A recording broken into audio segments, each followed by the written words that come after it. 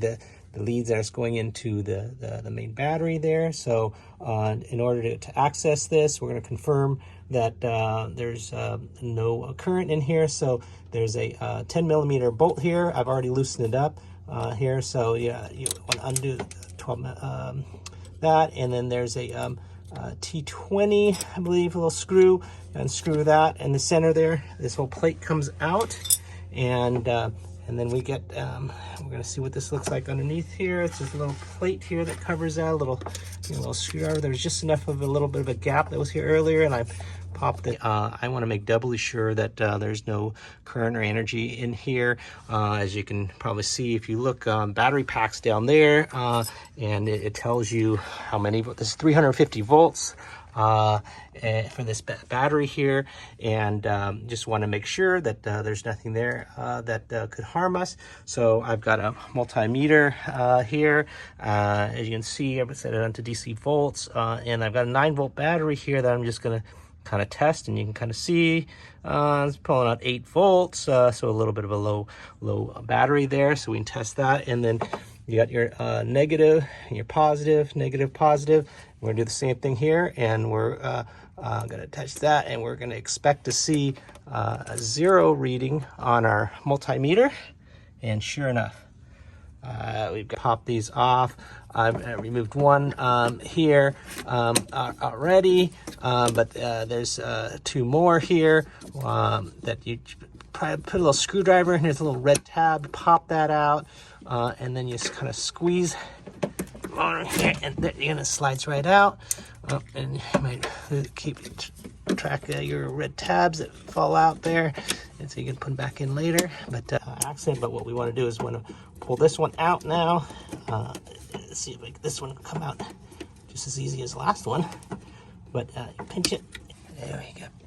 There we go. And it just pops right out.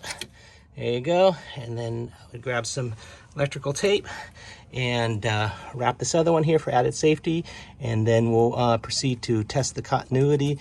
Okay, so now we've got our multimeter. We put it on continuity mode here to test the continuity. Here, going to beep. It's making a connection, full circuit loop, so you can hear the noise. If there's a break in the fuse, then it doesn't make the noise. So we're going to test here negative on the terminal here, negative to negative on each of these here to test it, and then we'll do positive to positive test. This one here, I understand it's kind of modulated, so it's a little bit different, so you'll get you won't get a reading on one of them, but you could test negative to negative here. This one's good. Heating element here, you won't get anything here. You got negative here, so it's good there. All right, so you got negative, good. This one's we can ignore, and it's negative there, so we've got continuity there. Now let's go to the positive. Put our positive terminal, and then test here, and we're not getting anything on this one here, just as we suspected. Right, we suspected that this heating element fuse is blown. This one's okay. We can hear, and oops, and then we got this one's okay too. So heating it, the cabin heating fuse appears to be blown inside here. So we'd have to get at it inside here, change out the fuse, and then also get at the culprit to what possibly blew the fuse, which is most likely the PTC heating element that leads to the cabin there. So so now that we know that, yes, we do have a blown fuse, and we're going to have to repair that. Okay, now for continued removal of the DC-DC converter. We pulled aside the battery terminals here. It's wrapped off. We've the 3 connectors here we removed and set it aside here. You may want to zip tie it or something just to kind of make sure it doesn't come swinging back in there, so you have room to get things out. So there's looks like there's 3 bolts here, 10 millimeters, 1 and 2 right up top there, and then a third one down in the corner there. So those 3 are the primary ones that hold this whole unit in place, and we'll want to also proceed to disconnect the low voltage ground and positive terminal here, and then Also disconnect the signal line here and the coolant hoses. So you want to clamp these off. There'll be green coolant in there, and then these clips here, you have to pinch them to kind of release the pressure here and pull the hoses out. And then you'll want to make sure you have a pan or something on the bottom to catch some of the coolant that will inevitably drip out. So we'll proceed to do that. Also, there is looks like some ties that are holding it to the car chassis here. So we'll want to pull those out as well. I got one up here. Alright, that's good now. One more right here for the thing. There we go. Alright. So 13 millimeters. Release the terminal there. So plate. And then I've got a little wrench here. I can pull this, the ground those out. Separate that. There's a little tab here for the signal. You kind of get a little screwdriver, and right there you go.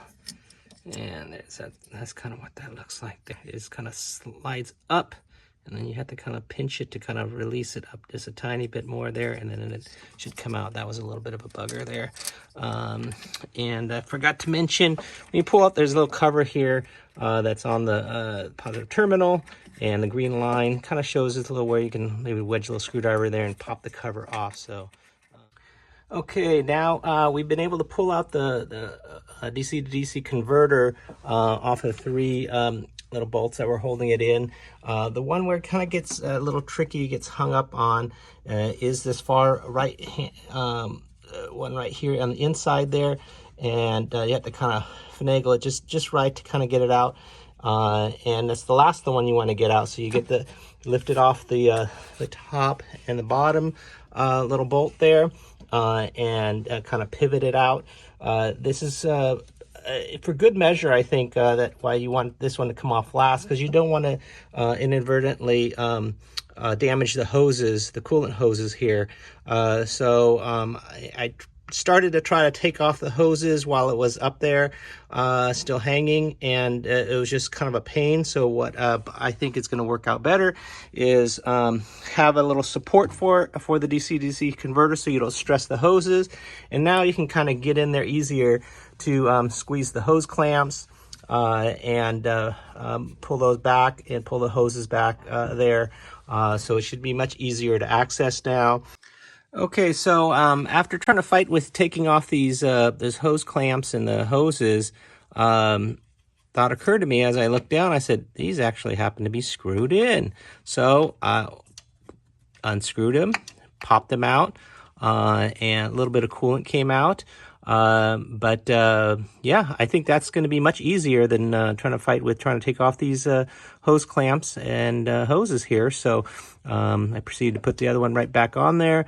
I also went ahead and took some white out and marked the hoses here, just because there's a it's directional, it looks like, in and an out, so we don't mix those up. So anyhow, looks like we're at a good point now, and we are gonna go ahead and take this thing out now. Oh,